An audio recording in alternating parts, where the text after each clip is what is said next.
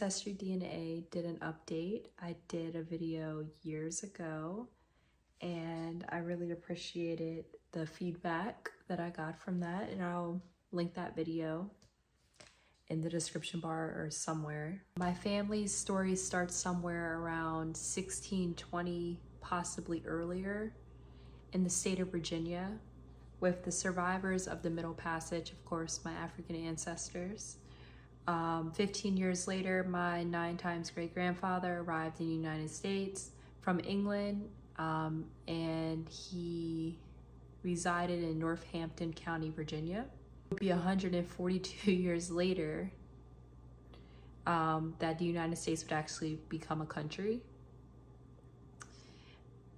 Around a decade after that, my 5 times great-grandparents were born. Both my maternal and paternal 5 times great-grandparents were all free in the late 17, early 1800s would have been the range. For a clear breakdown of my heritage, and I'm looking down because I need to look at these notes. For a clear breakdown of my heritage, my father's mother's side is primarily African or black in this sense, and mixed race on my grandfather's side. So my father was a dark-skinned man, and his grandfather and every generation prior to him had been lighter. His father was a dark-skinned man, so that's where he got his skin complexion. But my father's grandfather, so my father's mother's dad, his whole family line was just what was termed at that time mulattoes. Mulatto people marrying other mulatto people, or mulatto people marrying white people. In this case, it was always a mulatto woman or man that was married, or a white woman and mulatto man. And this was up in like a small town in Virginia. And I guess like no one cared, because at that time they were actually married, and interracial marriage at that time was illegal. My father's paternal ancestors, his dad's people, are dark-skinned people. They were free black people in a small town in Maryland, and they had been free since the early 1800s. My confirmed records stop with my 5 times great-grandfather, who was born in Virginia in 1782. He married a white woman and had a son. This son married a white woman and had a daughter. That daughter was my great-great-great-grandmother. Her son would go on to pass on his draft card as white. Although everyone that pretty much knew him knew he was like mixed race. And he had a son, my great-grandfather, with a mixed race woman. And my great-grandfather would have a daughter with my great-grandmother, who was a dark-skinned woman. They had my grandmother. My grandmother had my dad, and my dad had me. Well, my dad contributed to having me.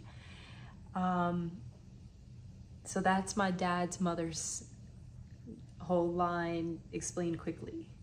And the paternal line was originally of Cameroonian Congo heritage, along with the white ancestors on my dad's maternal side were from Switzerland. And my mother's heritage consists of Nigerian, English, and Welsh ancestry. She has Welsh on like all sides. Her her matrilineal line starts in 1815 with my 5 times great grandparents. Both were mulatto, and there was no information regarding who their mother or father were for either my 5 times great grandmother or grandfather.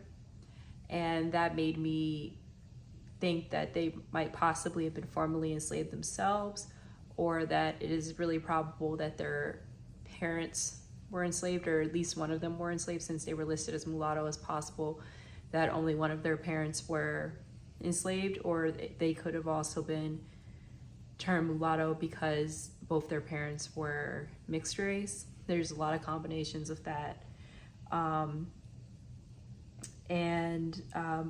They had a son who was, of course, put in the same racial class as them, so mulatto, and he married my 4 times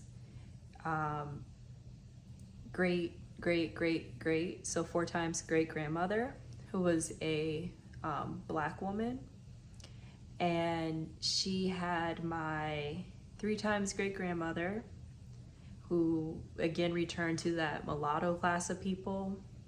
And finally, in 1901, with the birth of my great-great-grandmother, we became Black again. And yeah, so that's pretty much the story of my family. Now let me get to the actual DNA.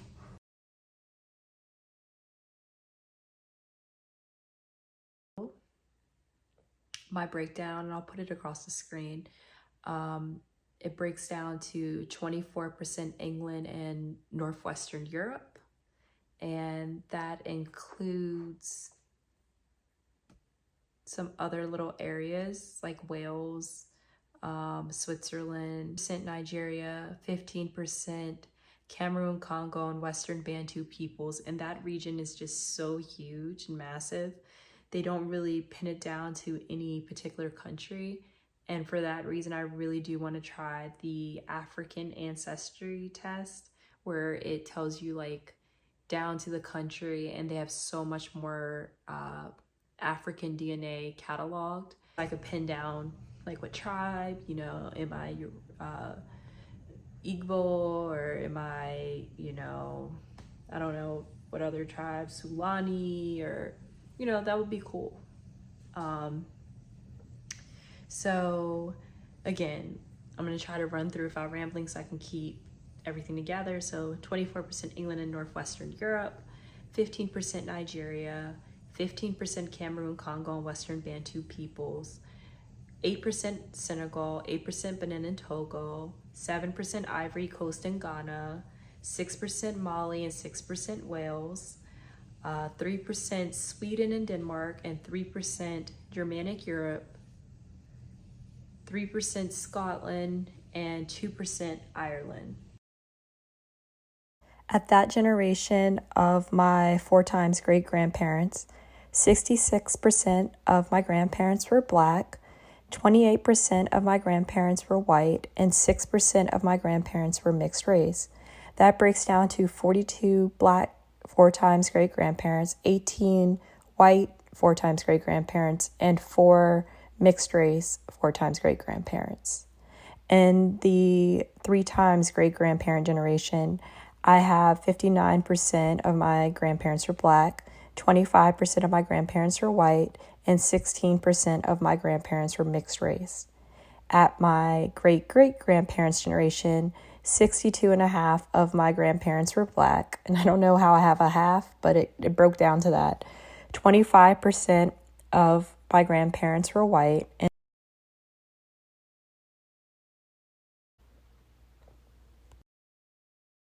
I want to thank you all so much for watching. Hopefully it wasn't too long-winded or rambling on. I apologize if it was. But if you have any questions, feel free to comment below. Or if you have any insight about your family to share, please feel free to comment. I will respond. Thank you.